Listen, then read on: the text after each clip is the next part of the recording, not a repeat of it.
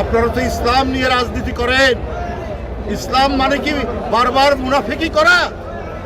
ইসলামের মর্ম বাণিত হচ্ছে তুমি যে অঙ্গীকার করো সেই অঙ্গীকার তুমি রক্ষা করবে, এটাই তো ইসলামের মর্মবাণী।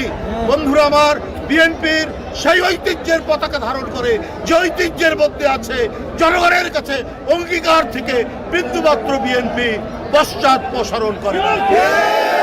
এই গৌরব বিএনপির, এই গৌরব জিয়াউর রহমানের, এই গৌরব দেশনেত্রী বেগম খালেদা জিয়ার, এই গৌরব তারেক রহমানের।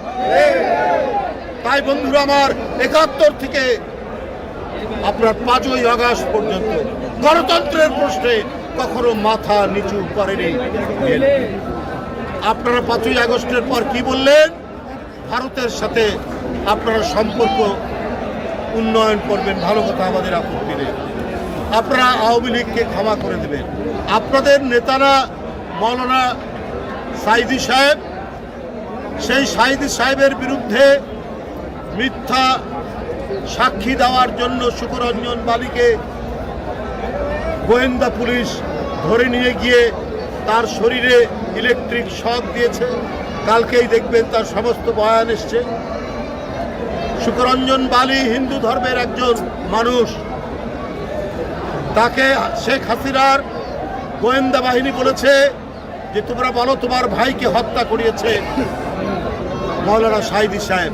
সে বলেছে আমি মিথ্যা কথা বলবো না, সেটা করে।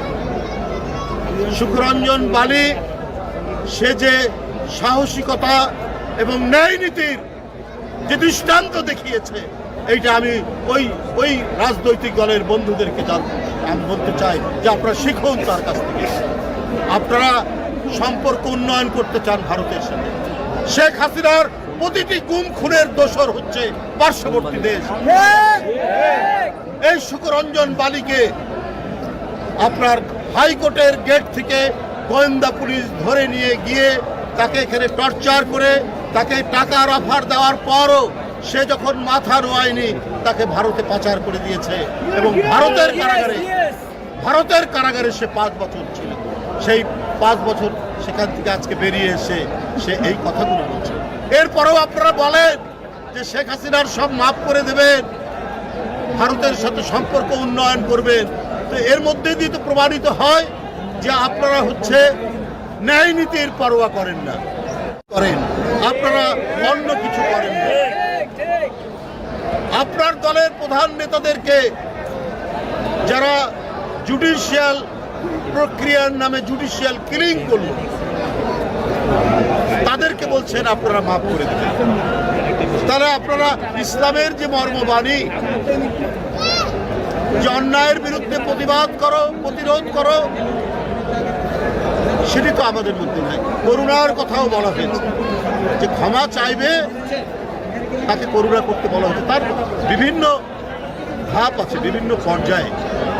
ওরা ক্ষমা চাইলেও না কিছু না, আপনি তাদেরকে ক্ষমা করে দেবেন, সম্পর্ক উন্নয়ন করবেন। অর্থাৎ আপনারা আপনাদের রক্তের সাথেই বেইমানি হলো না। যেমন 86 সালে আপনারাও বলেছিলেন নির্বাচনে যাবেন না এর সাথে, তারপরে আপনারা গিয়েছেন।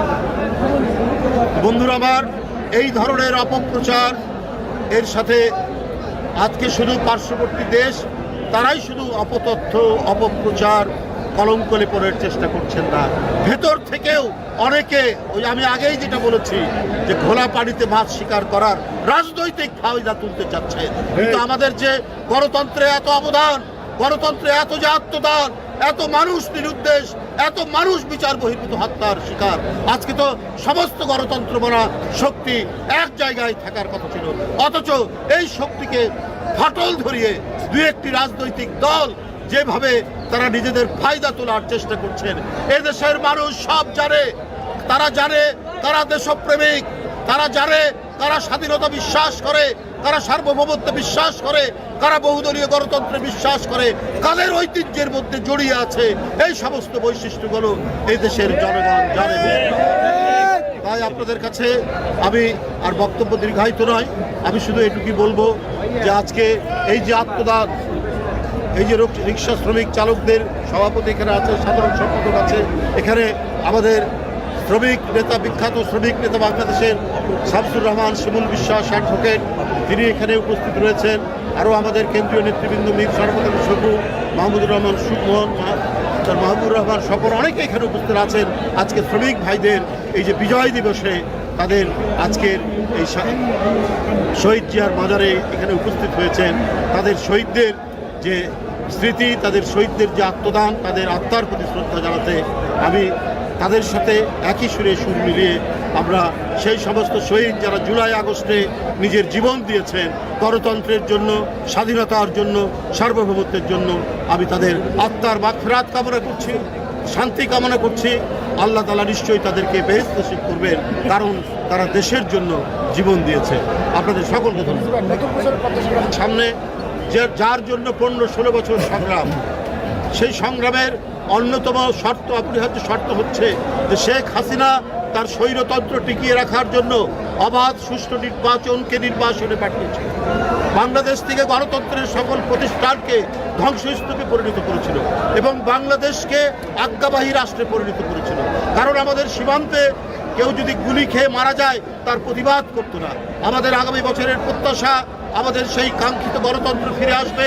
এদেশের ভোটাররা তারা স্বাধীনভাবে তাদের ভোট প্রয়োগ করতে পারবে, তারা প্রকৃত গণতন্ত্রে ফিরিয়ে নিয়ে আসবে, বহুদলীয় গণতন্ত্র ফিরিয়ে নিয়ে আসবে, স্বাধীনতা সার্বভৌমত্ব রক্ষা করবে এবং গণতন্ত্রের যে প্রতিষ্ঠান, পার্লামেন্ট, স্বাধীন বিচার বিভাগ, নির্বাচন কমিশন, প্রত্যেকটিকে শক্তিশালী করা হবে।